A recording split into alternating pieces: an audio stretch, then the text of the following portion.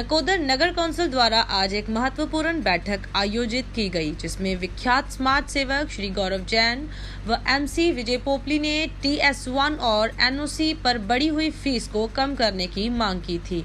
इस मौके पर नगर कौंसिल के प्रधान नवनीत एरी नीता ने जानकारी देते हुए बताया कि बैठक के दौरान नगर परिषद के प्रस्ताव पारित किया, जिसमें से संकल्प संख्या 35 में TSI शामिल है और NOC और रजिस्ट्रियों की फीस बढ़ा दी गई थी। उनकी नगर कौंसिल ने दर कम कर दी है। पहले TS1 प्राप्त करने के लिए 1000 रुपये खर्च होते थे, लेकिन अब कीमत 200 रुपये कर दी गई है और NOC प्राप्त करने के लिए 1000 रुपये लिए जाएंगे। पंजीकरण शुल्क 1% हुआ करता था, लेकिन अब इसे 0.10% कर दिया गया है। इससे नगरवासियों को बहुत फायदा होगा। कैमरा पर्सन पुनीत अरोड़ा के साथ नकोदर से सुखविंदर सोहल की विशेष रिपोर्ट। नगर कौंसिल की एक अहम मीटिंग की गई है, जिस विच कि जो साडे इत्थे प्रशासक जदों रह गए सी, जदों नगर कौंसिल साडी भंग सी, उस तो बाद जदों साडी नवीं टीम बनी है, उस तो बाद शहर वासियों लिए एक बहुत वड्डा ते अहम फैसला जो है वो अज नगर कौंसिल की इकट्ठता विच लिया गया है। इस दे विच सब तो वड्डी गल ये सी कि जिहड़ा TS1 जिन्हों किसी नूं लैना पैंदा सी ते उस दे लई पहला 100 रुपया जो सरकारी खर्चा लगदा सी ते उस तो बाद 100 तो वधा के सीधा 1000 रुपया करता सी। और इस तरीके नाल जे किसी नूं नो ड्यू NOC लेनी पैंदी सी उहले भी 1000 रुपया करता सी, जो कि पहला 100 रुपया सी। और अज इस दे नाल नाल ही जो रजिस्ट्री की फीस सी, जिस तरह उत्थे ब्लड रिलेशन के रजिस्ट्री जी है वो सरकार वालों जो मतलब खर्चा रखा गया लगभग जिड्डी मर्जी वैल्यू होवे प्रॉपर्टी की तो 1000 रुपया लगता है तो रजिस्ट्री हो जाती है। और जो साढ़े इत्थे रजिस्ट्री कोई दर्ज कराउण आउंदा सी तो 1% के हिसाब नाल नगर कौंसिल वालों तय किए गए सी पैसे, तो 1% जिहड़ा सी वो शहर वासियों के बहुत वड्डा बोझ सी। और पिछले दिनी समाज सेवक मिस्टर गौरव जैन जो साढ़े साथी भी ने और साढ़े मार्गदर्शक भी ने, इन्हों ने मेरे ध्यान च लिया कि इदा करके भी आ जिहड़ियां चीज़ां आ इस दे नाल शहर नूं बहुत वड्डी मार पै रही है। तो मैं साढ़े बहुत ही सीनियर ते काबल MC साहब साढ़े पोपली साहब इन्होंने सलाह की असी भी आप इहदा की कर सकते हैं। तो सो पोपली साहब पुराने होने नाते इन्हों हर गल हर पेज का पता है और इन्होंने मैंने सलाह दी भी आप इनू एक बारी शहर वासियों तो पूछिए कि वो की मंग करते हैं। और इस दे नाल असीं शहर वासियों तो पूछा भी आप किस तरह चाहते हैं भी किस तरह होवे भी जिहड़ा तुहानूं कुछ राहत दी जा सके।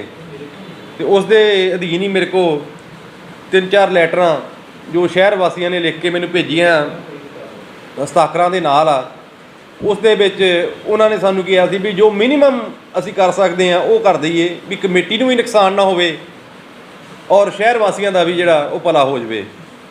सो अज मीटिंग सी साडी, मीटिंग दे विच जदों ये प्रस्ताव लिआंदा गया तो उस दे विच सारे जिन्ने मैंबर साहब साडे इकत्तर सी, सारिਆਂ ने सलाह करके आपस दे विच जो साडा TS1 का खर्चा 1000 रुपया किया गया सी उसनूं 200 रुपया करता गया। इस तरह जो NOC की फीस सी वो 1000 रुपया सी उसनूं भी 200 रुपया करती गई है। और जिहड़ी रजिस्ट्री की जिहड़ी प्रॉपर्टी आपां चढ़ाउण लई इत्थे 1% फीस लगदी सी, वो 1% फीस की जगह ते असीं 0.10 पैसे वो कीते ने। 0.10 पैसिਆਂ नाल मतलब शहर वासियों का बहुत ज़्यादा मतलब की कहते होंगे बचाव होएगा और जिहड़ा वाधू बोझ शहर ते पा दिता गया सी वो बोझ तो शहर वासियों को निजात मिलेगी। इस मौके पर MC विजय कुमार पोपली ने नगर परिषद अध्यक्ष नवनीत एरी, पवन गिल, गुरप्रीत गोपी और सभी नगर पार्षदों को धन्यवाद दिया। उन्होंने कहा कि अब लोगों को राहत मिलेगी। मीटिंग नकोदर विखे हुई अज, जिस विच बहुत अहम फैसला लिया गया, जिस विच बहुत लंबे समय तो लोग परेशान सन, जनता परेशान सी, शहर वासी ਕਾਫੀ ਲੰਬੇ ਸਮੇਂ ਤੋਂ ਅਸੀਂ ਮੰਗ ਵੀ ਕਰ ਰਹੇ ਸੀ। ਗੌਰਵ ਜੈਨ ਜੀ ਨੇ ਬੜਾ ਉਪਰਾਲਾ ਕੀਤਾ, ਲਿਖਤੀ ਰੂਪ ਵਿੱਚ ਪ੍ਰਧਾਨ ਜੀ ਨੇ ਦਿੱਤਾ। ਅਸੀਂ ਵੀ ਆਪਣੇ ਵੱਲੋਂ ਅਖਬਾਰਾਂ ਦੇ ਵਿੱਚ ਕਾਫੀ ਚਰਚਾ ਕੀਤੀ ਵੀ ਇਹ ਮਤਾ ਲਿਆ ਕੇ ਉਹਨੂੰ ਠੀਕ ਕੀਤਾ ਜਾਵੇ ਸਾਰਾ।